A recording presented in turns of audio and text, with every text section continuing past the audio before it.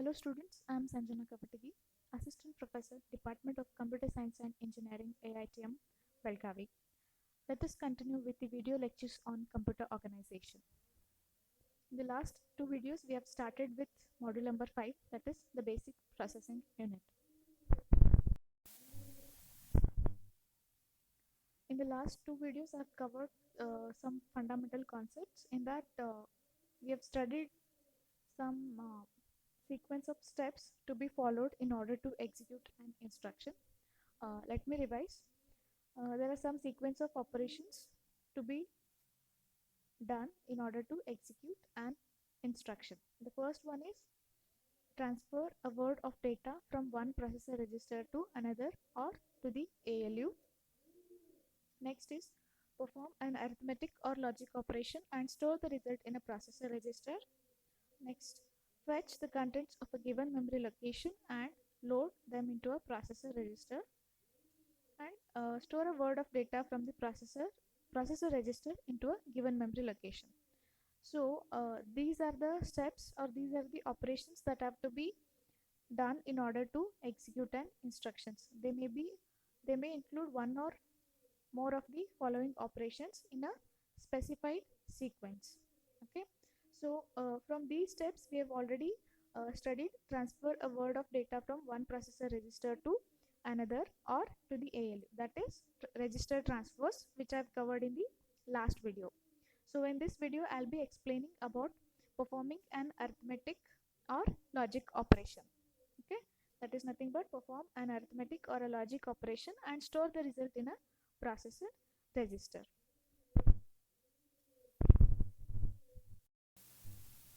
As we all know that ALU, which is nothing but arithmetic and logic unit, it is a combinational circuit which has no internal storage. Okay, so it does not have any internal storage into it. It is just a combinational circuit. It performs arithmetic as well as logic operations on the two operands applied to its two inputs, which is A and B. Okay, which is shown in the figure 7.1 from the textbook. I'll just show this figure because this figure we have already studied in single bus organization. Okay, the same figure you can refer. There are two inputs to the ALU, A and B.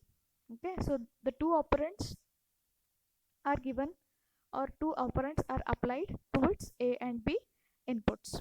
Okay, so one of the operand is the output of the multiplexer, that is marks, and the other operand is obtained directly from the bus. Okay, you can also see that there is a multiplexer. Okay, so the output of the multiplexer is given as one of the inputs to the ALU, that is nothing but A in this case, and the input B is directly coming from the bus. Okay, so the result produced by the ALU is stored temporarily into a register Z. Okay, temporarily it is stored into register Z. You can see there is a register Z in the figure. Okay, so therefore a sequence of operations to add the contents of register R1 to those of register R2 and store the register in R3. You can consider A and B as two different inputs, which is nothing but register R1 and register R2. Okay, so this result we are going to store into register R3, that is nothing but output line Z here. Okay, now let us see the sequence of operations in order to do this. Okay, what we have to do is you need to take R1 out comma Y in, then R2 out comma select Y comma add and Z in. Last step is Z out comma R3 in.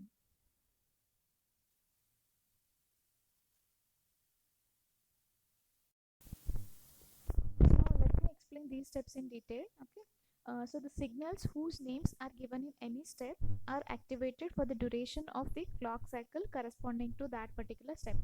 So those signals will be activated only in that particular clock cycle which is corresponding to that particular step. Okay, so all other signals will be inactive. Okay, so hence in step 1 the output of the register R1 and the input of the register Y are enabled. Okay, you can consider Y as a temporary register here. Okay, so the output, whatever is coming out of the register R1 as well as the input of register Y, R1 out indicates that the output of the register R1. Y in indicates that input of the register Y. Okay, so these two will be enabled, which causes the contents of R1 to be transferred over the bus to Y. Okay, so whatever is there in R1, outgoing of R1 will be the incoming of Y. R1 out comma Y in indicates the contents of R1 will be transferred to register Y. Okay, so this is about step 1. Now next, in step 2, the multiplexer's select signal is set to select Y, causing the multiplexer to get the contents of register Y into input A of the ALU. So what will happen in this step is the multiplexer select signal. There is a select signal for the multiplexer, you can see in the figure. This will be set to select Y. Okay, we will set the select signal to select Y input. Okay, and this causes the multiplexer to get the contents of register Y. That means to send this contents of register Y as the input A to the ALU. Okay, the multiplexer will choose select Y signal, and this Y will become the input A will become the input A to the ALU unit. Okay, so this is step 2. Okay, so at the same time, the contents of register R2 are gated onto the bus and hence to the B. Now we got input A.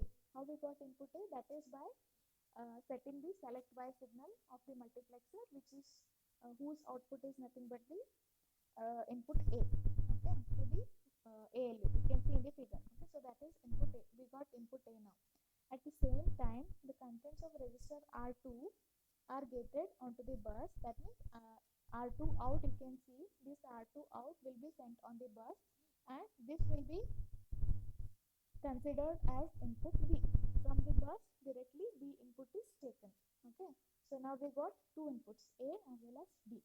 Okay, so then the function performed by the ALU depends on the signals that are applied to its control lines. Whether it is addition, subtraction, depends on the control signal, that is depends on the signals that is applied to its control lines. Okay, so in this case here we are going to add. Okay, so that's why the add line is set to 1. Okay, you can see there is a there are various control signals. Okay, ALU control lines, you can see in the figure, it may be add, subtract, it may be multiplication, or and, XOR, anything. It may be anything. So depending on which control line we set, that particular operation will be taken place by the ALU.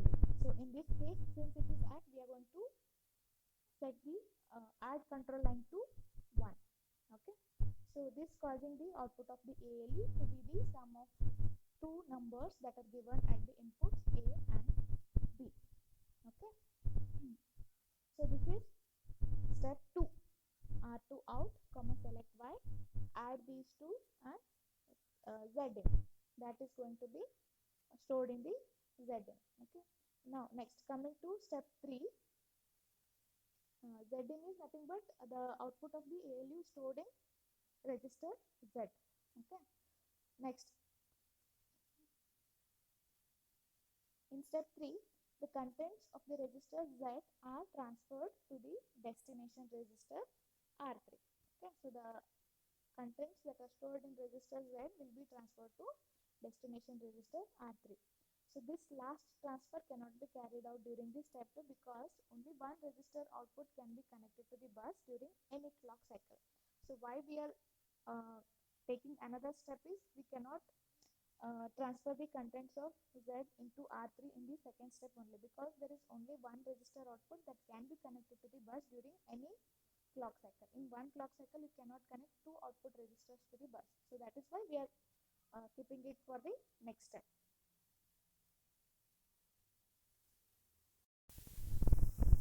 So this is about how the ALU operation is taken place. Okay, or how the ALU performs any arithmetic or logic operation. So we have seen arithmetic operation here. If the control line of the ALU is said to be set to any of the logical operations, that and, or, XOR, etc. If that particular control line is set, then that particular logical operation will be done by the ALU. Thank you for watching.